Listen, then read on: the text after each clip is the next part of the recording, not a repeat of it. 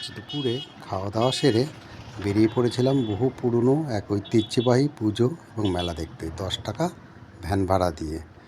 দূরে নয়, কাছেই, আমাদের চাকদহে। পৌঁছে গেলাম চাকদহের ঘুগিয়াতে।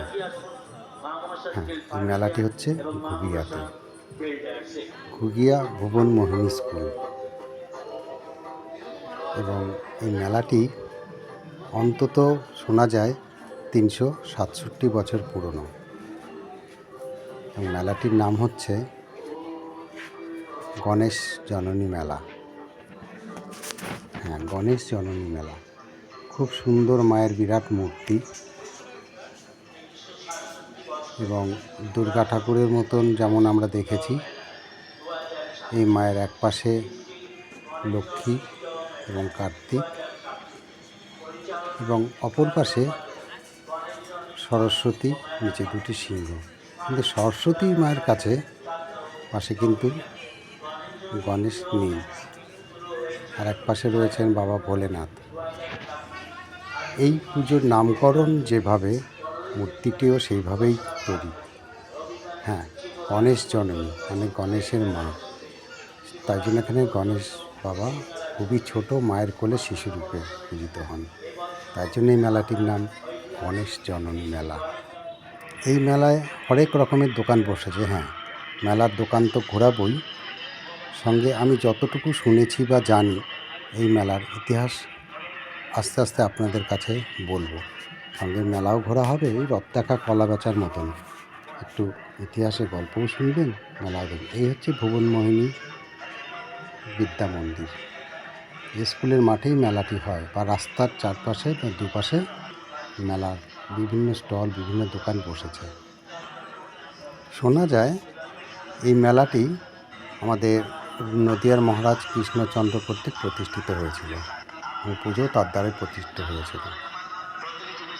এখানকার পুরনো বাসিন্দারা বলেন, যখন এই মন্দিরটি তারা দেখেছেন, তখন নাকি মন্দিরের ফলকে 1065 বঙ্গাব্দ লেখা ছিল। সেই 1065 বঙ্গাব্দ হিসাব করলে আজকে 1432 সাল, মানে 367 বছর হিসাবে হয়। অর্থাৎ এই মেলার বয়স 367 বছর। হ্যাঁ, হরেক মাল 10 টাকা। কী বা পাওয়া যায় 10 টাকা যে বিক্রিত মাল ফেরত অথবা পাল্টানো যাবে? সত্যি 10 টাকায় কিছু পেতে গেলে একমাত্র মনে মেলাই ভরসা। মেলাতেই পাওয়া যায় 10 টাকা বিভিন্ন জিনিস। আর মেলা মানে যা বিভিন্ন রকমের দোকান, এই যে কাপ, কাঁচের জিনিস সবই পাওয়া যাবে মেলাতে। অন্য মেলার থেকে এটার সেই দোকানের পার্থক্য কিছু নেই, থাকেও না যদিও সব মেলায়। তো এখানে সবই পাওয়া যায়, একটু দেখে শুনে নিতে হবে। তবে ভুট্টার দোকান কিন্তু একটাই ছিল।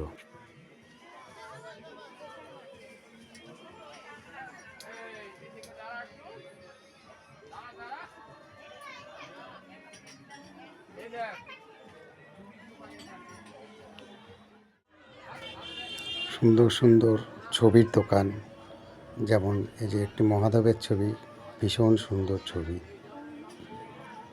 আজকাল লোকের বাড়িতে সব ছবি দেখা যায় না, সব তো এখন ডিজিটাল হয়ে গেছে। ওই ছবিগুলো মাধুর্য আলাদা ছিল। বাচ্চাদের খেলনার দোকান, সব দোকানই এখানে ছিল। বাহ, কাপ ডিশের দোকান সবই আমরা পেয়েছি। আমি গেছিলাম মেলার একদম শেষের দিন, মানে শিবরাত্রির দিন আর কি। ওই দিনই মেলা শেষ। ও, মেলা শুরু কবে সেটাই তো বললাম না। মেলা শুরু হচ্ছে মাঘী পূর্ণিমার দিন থেকে মেলা শুরু হয়। আগে নাকি 1 মাস ধরে মেলা চলতো, কিন্তু এখন সেটা 15 দিন, মানে মাঘী পূর্ণিমার দিন শুরু হয় এবং শিবরাত্রির দিন এই মেলা শেষ হয়। তবে মেলা শুরুর দিকে বা পুজোতে অনেক কিছু ঘটনা আছে। কি না, পুজোর 4 দিন পর বা চতুর্থ দিন ভোলে বাবার বিবাহ সম্পন্ন হয় এবং সেই বিবাহ উপলক্ষে জোর প্রস্তুতি চলে। বিকেলে বের হয় বরযাত্রী সহ ভোলে বাবার একটা পদযাত্রা। প্রচুর লোক সেই পদযাত্রায় সামিল হয়। ভোলে বাবার সঙ্গে বরযাত্রী যান। এমনকি সে বরযাত্রী পরে সে বরযাত্রীদেরও খাওয়া দাওয়ার একটা সুন্দর ব্যবস্থা থাকে, খুবই অভিনব। এটা আর কোনোখানে দেখা যায় বলে আমার মনে হয় না, যার জন্য এই মেলা অনেক অনেক বেশি আকর্ষণীয়।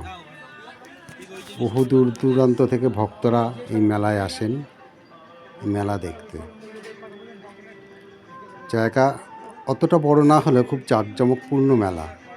বুঝতেই পারছেন 367 বছরের পুরনো একটা ঐতিহ্যবাহী মেলা। আর হ্যাঁ, বিভূতিভূষণ বন্দ্যোপাধ্যায়ের পথের পাঁচালী প্রায় প্রত্যেকেরই জানা। সেই পথের পাঁচালী গল্পে এই চাকদহের গণেশজননী মেলার উল্লেখ আছে। ব্যাস, আমাদের মেলা ঘোরা হয়ে গেল। আমাদের একটা বিরাট গর্বের বাদাম একটু মিষ্টিমুখ করে বাড়ি ফিরে এলাম। ভিডিওটি ভালো লাগলে লাইক, কমেন্ট, শেয়ার এবং সাবস্ক্রাইব করে পাশে থাকবেন। ধন্যবাদ।